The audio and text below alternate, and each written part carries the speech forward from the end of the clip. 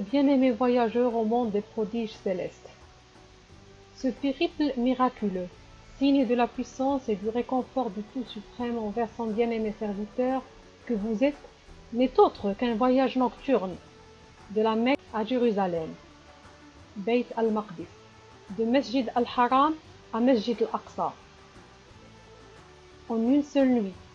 Et ce n'est qu'une ascension du Masjid al-Aqsa vers le lotus de la fin absolue, Sidrat al-Muntaha, en passant par les 7 cieux. Un voyage étonnant, extraordinaire, dépassant la perception humaine limitée.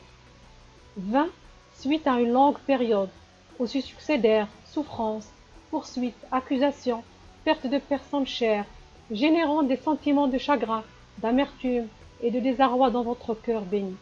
Vous, qui avez prêché des années durant à la Mecque, essuyant refus après refus, étalé après à Taïf, parcourant près de 111 kilomètres à pied, puis vous avez été chassé avec des jets de pierre et de cailloux jusqu'à ce que vos nobles pieds aient été ensanglantés.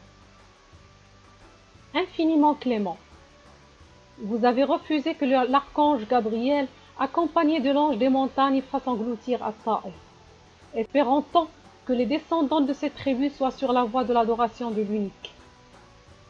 Vous vous êtes armé de patience et de persévérance, n'ayant pour unique préoccupation que de ne pas faire l'objet de la colère divine. Vous aviez dû vous en aller préoccupé et attristé, plein d'amertume, non parce que vous avez été mal accueilli, mais parce que votre message n'a pas été entendu. Sur le chemin du retour, une récompense vous a été dédiée. Si les humains n'avaient pas répondu à l'appel divin, les êtres surnaturels, qui sont les djinns, y ont répondu et ont embrassé votre foi. Ce fut la première récompense que vous avez reçue du Tout-Puissant. En plus, vous avez fait l'objet, ainsi qu'une partie de vos compagnons et de votre famille, d'un sévère blocus économique, social, commercial, qui a duré 3 ans dans la voie en montagne appelée She'b Abi Talib. Suite auquel, votre chère et tendre épouse Khadija et votre oncle paternel Abu Talib, qui vous furent d'un soutien infaillible, décédèrent. Et ce fut pour vous l'année de la tristesse. L'autre partie de vos compagnons immigrèrent en Abyssinie, puisque vous ne pouviez leur procurer protection à la Mecque. Juste après, vous avez fait l'objet d'un événement vous préparant à la grande odyssée céleste. L'archange Gabriel ouvrit votre poitrine bénie, en dégagea le cœur et procéda à un acte de purification pour préparer l'être humain que vous êtes à recueillir et à supporter corps et âme les signes prodigieux dont vous alliez être témoin durant toute cette soirée sublimissime. Ainsi eut lieu ce voyage de consolation et de réconfort, comme si le Tout-Puissant vous dit « Ô fidèle serviteur, si les gens sur terre t'ont chassé, le Seigneur des cieux et des terres t'accueille dans le monde céleste. Je te dépêche une monture fantastique qui s'appelle Al-Buraq, qui te ramènera en compagnie de l'archange Gabriel, et là, tu verras des signes prodigieux de ton Seigneur que personne n'a vu et ne verra jusqu'au jour dernier. Cette ascension vous sera source de tellement de contentement et de satisfaction que vous en oublierez même toute la tristesse et la douleur endurée. De la Mecque à Beit al-Maqdis, à partir d'une mosquée et vers une autre religieusement et historiquement symbolique à vie. Vous aviez fait ce voyage nocturne sur une monture extraterrestre qui vient du monde céleste en compagnie d'un archange supérieur, Gabriel. Quel périple! Arrivé à destination, vous aviez la charge de mener la prière devant tous les prophètes qui vous précédèrent. Par ce, le flambeau vous a été remis pour perpétuer et sceller le message divin unique de tous les temps.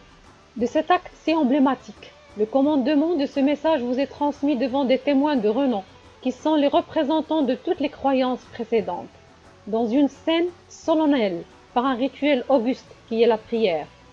Vous vous êtes élevé d'un ciel à l'autre, trouvant à votre accueil un prophète ou un messager.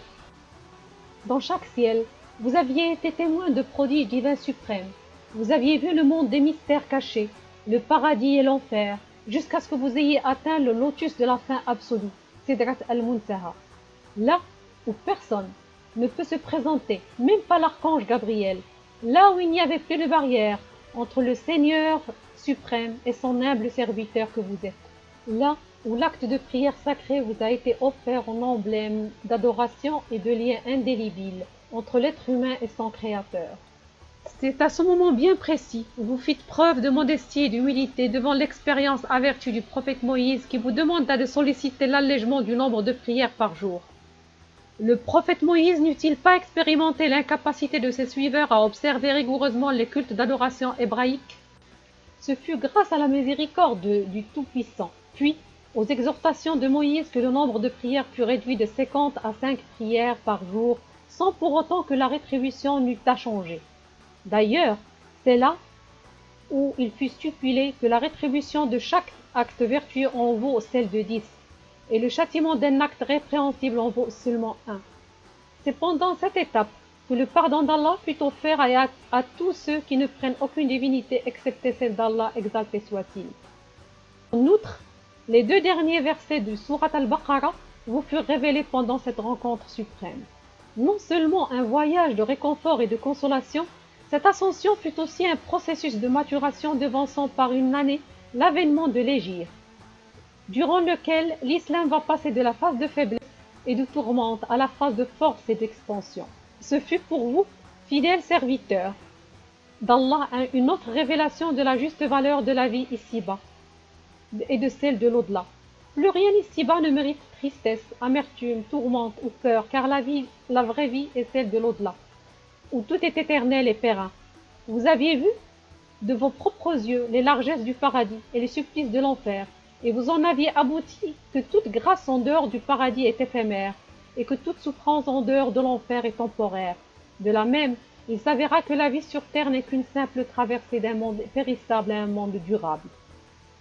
De retour à la Mecque, et en racontant ce voyage miracle, une autre épreuve vous attendait. Là aussi, seraient différenciés les croyants authentiques de ceux qui ne l'étaient pas. À ce moment-là, Abu Bakr, votre compagnon fidèle, qu'Allah l'ait en son agrément, profondément convaincu de votre sincérité et de votre véracité, obtint le titre de As-Siddiq, ou le très véridique, qui le désigna tout le long de sa vie et jusqu'à la postérité. Enfin, nous ne pouvons que vous féliciter de ce don inégalable, dont Allah vous distingua et à travers vous toute la Ummah, communauté des musulmans, à travers les époques et les siècles jusqu'au jour du jugement dernier. Cet événement miracle marque à jamais le témoignage distinctif de tous, anges, prophètes et messagers, cieux et terre, paradis et enfer, et au-dessus de tous, le Créateur des univers, que vous êtes le meilleur des créatures qui existaient sur terre jusqu'à la fin des temps. Que bénédiction infinie et paix éternelle soit sur vous. Amen.